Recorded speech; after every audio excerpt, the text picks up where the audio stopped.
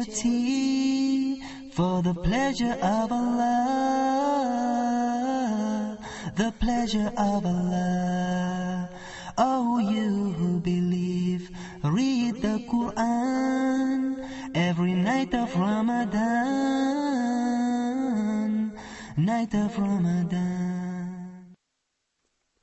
Ramadan Mubarak. Welcome to Ramadan Reminders. I'm Yusuf Estes, and I've been reading here in the Quran something appropriate for this time of the month because I'm in Juz 17, which is the 17th part of the Quran.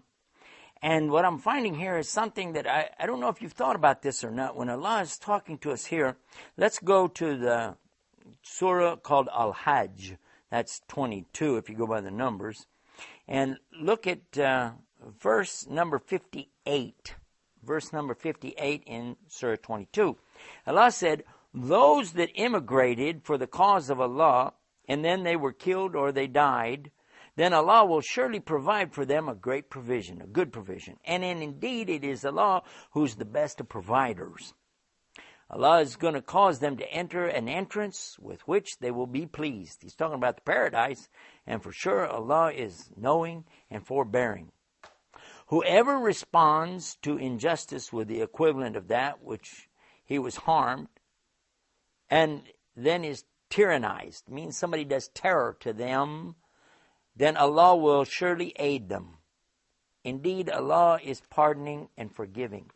So we see immediately from this a clear teaching, and we should tell other people, those that are not Muslim, we should be telling them that Islam is so much against terrorism that here in this verse, those that are being terrorized, then Allah, He's going to aid them. Did you know, and I think you probably did, that anybody who's oppressed, Allah answers their dua even if they're not a Muslim?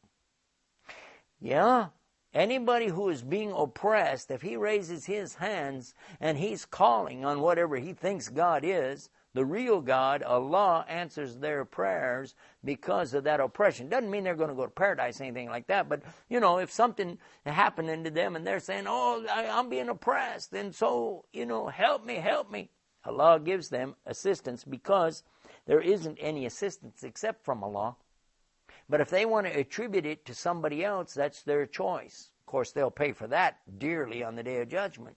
What I'm trying to get across to myself and to you at this reminder is that we better be real careful, because Allah says clearly that He does not allow Himself to oppress. He forbids us to oppress. He hates oppression, called dhulam in the Arabic language, and whoever is an oppressor, then for sure they're going to suffer the results of their actions. This is not a joke. This is not something to take lightly. Did you know? Oh yeah, you're a Muslim, right? You think I can get away with stuff. Hold on. If you oppress a non-Muslim, and you said, well, I'm a Muslim, I can do that. No, you can't. Whatever you do to them, their dua is answered immediately. Because remember, they don't have anything to look forward to in the next life anyway. If they're going to die without being a Muslim, then Allah will give them their rewards here in this life.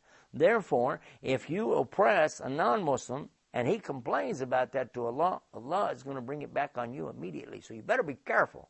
In fact, why would you want to oppress anybody?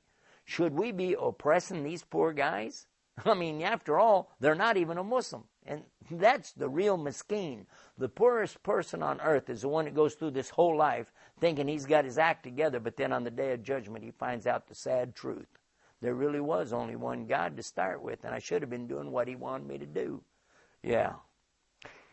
The other thing is, we shouldn't be oppressing Muslims. Now, that's pretty clear.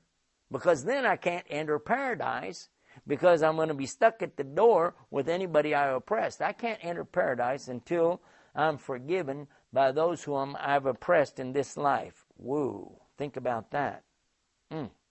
Oh, and there's another thing. How about oppressing your family? That's pretty bad, and that's real serious. If you ever oppress your parents, you don't want that to be something looking you in the face on the Day of Judgment. Then there's the thing about oppressing yourself. How serious is it? Allah revealed in the Quran a verse about what happens to the one that oppresses himself. It happened in relation to the story of the prophet Jonah, or Yunus. When he was inside the whale in the bottom of the sea, he realized his mistake, that he was only there in this condition, inside of this whale, at the bottom of the sea, being digested by his prison, which is the whale. And now suddenly he realizes, you know what? I did this to myself. I made the wrong choices, because we have choices. And I made a bad one. Look at his dua. Look at his prayer. We don't find it in the Bible, by the way, but you'll sure find it in the Quran, because nobody took it out of there yet. It goes something like this. La ilaha illa anta subhanak.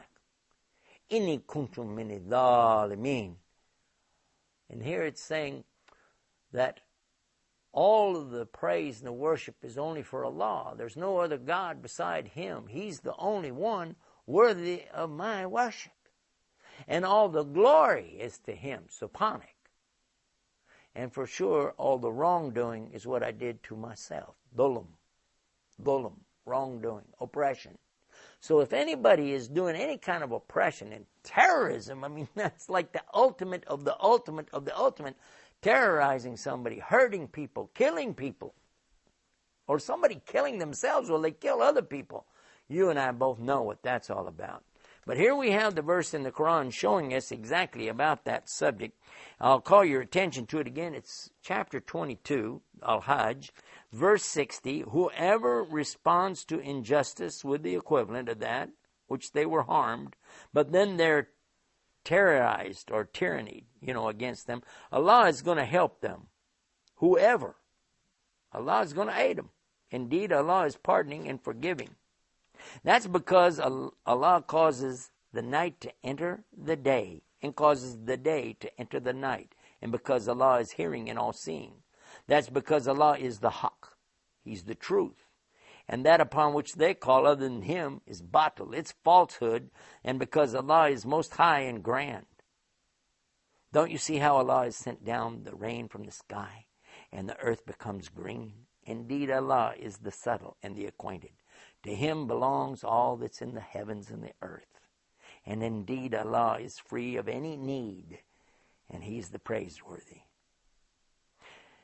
SubhanAllah, when you think about it, look how Allah has given us so much we take for granted every day. Even the fact that the night goes into the day and the day goes into the night. Have you watched it, how it goes, and thought about it? And Allah is talking about the way He causes the earth to turn. He mentions in the Quran about the earth winding, kawi, He calls it, and how it's going around. And this was 1,400 years ago, long, long time before anybody even discovered the earth was round, much less that it was in an elliptical orbit going around the sun. Can you imagine that? It's one of the proofs, isn't it? One of the big proofs of Islam. So many proofs around us every day. The thing is to just remind ourselves about it. Oh, yeah. Ramadan reminders. That's what we're watching, isn't it? We have a website, too. I'll remind you about the website. The website's called Ramadan Reminders. And this is the end of this session today, so we'll wrap it up by reminding you and me there's only one God to worship. So we love Him and we worship Him with all our hearts. And until tomorrow, remember Allah. Put Him first. Assalamu alaikum. Rahmatullah. Oh, you who believe, give charity for the pleasure of Allah,